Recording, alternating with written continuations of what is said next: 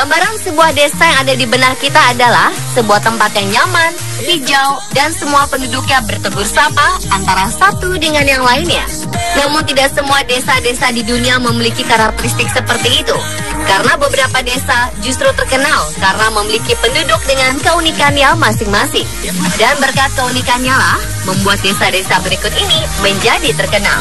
Bayangkan saja, seperti apa desa yang seluruh penduduknya menjual satu ginjal mereka, atau desa yang seluruh penduduknya lihai dalam hal kungfu?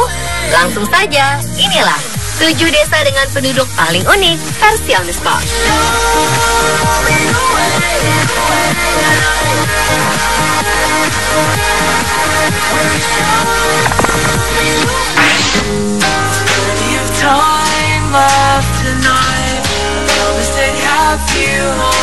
Ada yang tak biasa dengan desa ini.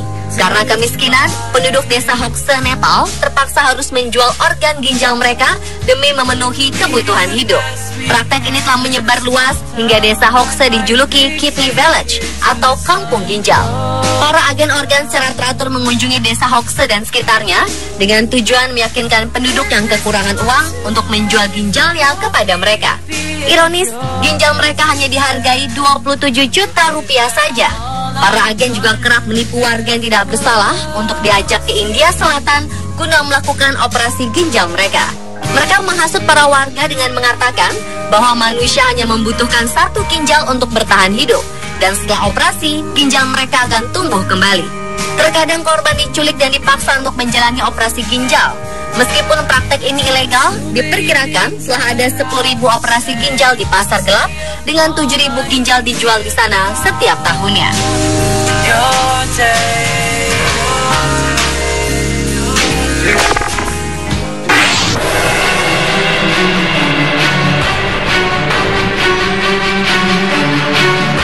Terletak di sebuah pegunungan terpencil di Tiongkok, desa Gansingdong, seluruh penduduknya bisa bermain kungfu.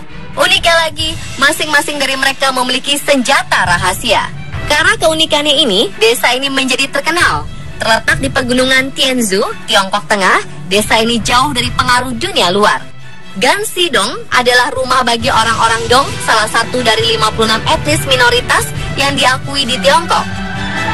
Dua teori tentang bagaimana semua ini terjadi.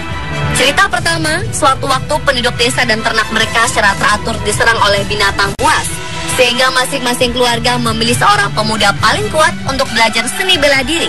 Mereka berlatih dengan menirukan gerakan naga, ular, harimau, dan macan tutul.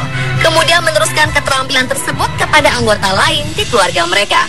Setiap keluarga mempelajari satu gaya khusus dan berlatih dengan gaya yang berbeda dengan keluarga lainnya.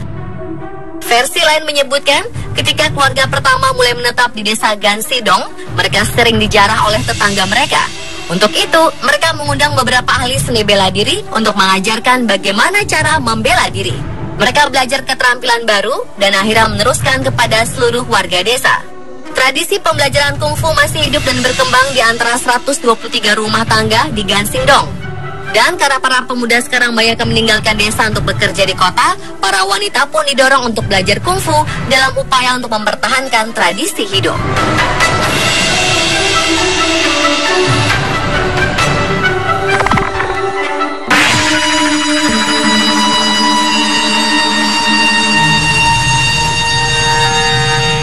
Berhubungan dengan mereka yang telah tiada mungkin menjadi hal yang sangat mustahil dilakukan, karena mereka yang telah meninggal berada di alam gaib yang berbeda dari mereka yang masih hidup.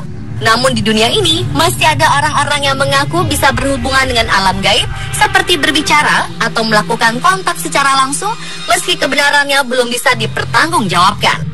Dan sebuah kota kecil di Florida bernama Casadega dijuluki sebagai ibu kota psikis di dunia, di mana mayoritas penduduknya diklaim mampu berbicara dengan ruh.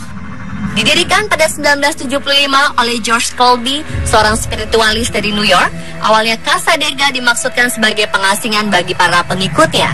Namun sejak itu, Casadega menjadi rumah bagi sekitar 100 orang yang percaya bahwa mereka dapat berhubungan dengan orang mati melalui pemanggilan arwah dan mantra-mantra. Pengikut spiritualisme di Casadega menghabiskan waktu hingga 10 tahun untuk mengasah indera keenam mereka, hingga mereka diklaim dapat berbicara dengan ruh. Setelah resmi didirikan sebagai sebuah komunitas pada 1894, Casa Dega terus diperluas dengan mendirikan rumah-rumah baru, kantor pos, dan bahkan sebuah hotel untuk menampung para pengunjung yang datang untuk berkonsultasi. Kota kecil ini ditunjuk sebagai sebuah situs bersejarah sejak 1991.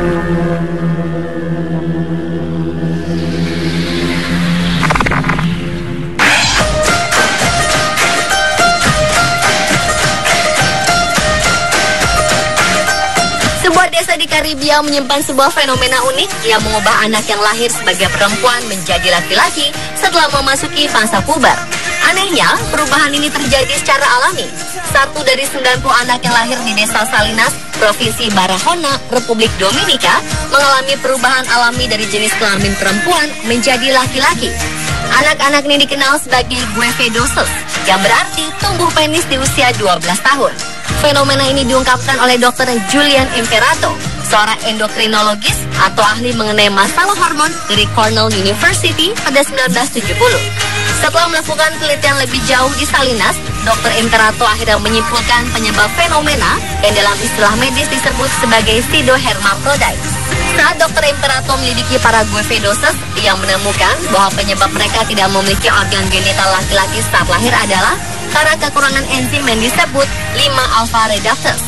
Kekurangan enzim ini menghambat pembentukan hormon kelamin pria, dihydrotestosteron, sehingga menyebabkan anak laki-laki yang baru lahir terlihat seperti perempuan. Pembentukan enzim ini baru terjadi setelah mereka menginjak usia puber, menumbuhkan organ seksual pria, dan menjadikan mereka terlihat seperti pria.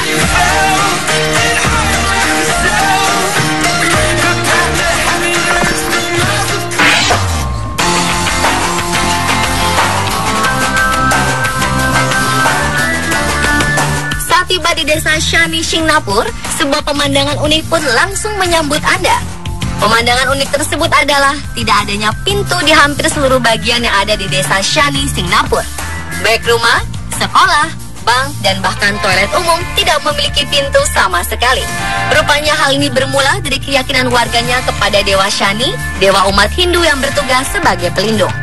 Menurut legenda, Dewa Shani muncul dalam mimpi kepala desa dan mengatakan agar warga tidak perlu memasang pintu karena dewa akan selalu melindungi mereka dari segala macam bahaya. Salah seorang warga desa mengatakan bahwa penduduk desa percaya kekuatan Shani sangat besar. Jika ada orang yang mencuri, maka pencuri itu mendadak akan menjadi linglung. Ia akan merasa terus berjalan sepanjang malam dan berpikir telah meninggalkan desa. Namun saat matahari muncul, si pencuri akan sadar jika ia hanya berjalan di tempat. Hingga saat ini populasi penduduk desa Shani, Singapura mencapai sekitar 5.000 jiwa. Tayal, keunikan desa tersebut mengundang ketertarikan banyak wisatawan yang berkunjung ke sana.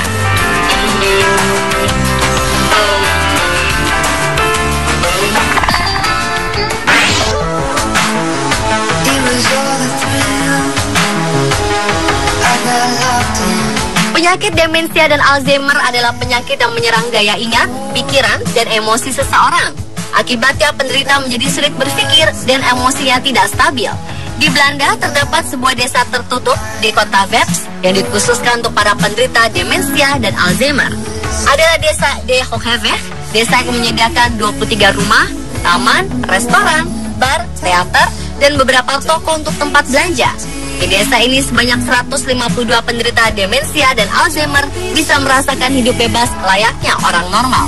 Mereka melakukan berbagai aktivitas sehari-hari, seperti jalan-jalan di taman, berbelanja ke supermarket, dan berkumpul bersama kelompok penderita lainnya. Tidak ada yang mengganggu dan rasa diganggu oleh mereka. Di sini juga terdapat beberapa pengasuh yang dapat membantu para pasien untuk melakukan segala aktivitasnya.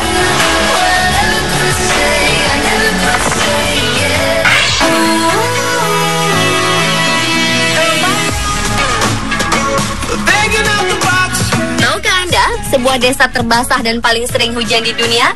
Jawabannya adalah daerah Meghalaya di India. Tepatnya di daerah bernama desa Mawsynram. Desa ini menerima 467 inci hujan per tahunnya. Saking seringnya hujan, warga sekitar yang bekerja di luar ruangan selalu menggunakan payung, baik payung modern maupun tradisional yang terbuat dari bambu dan daun pisang.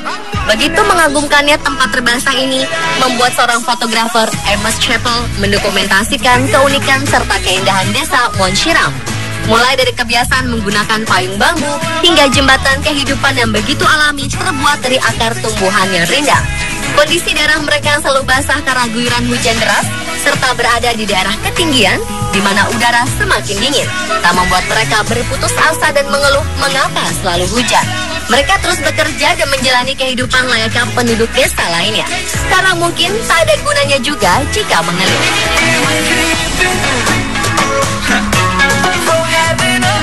Pemirsa, itulah ketujuh desa dengan penduduk paling unik versi On The Spot.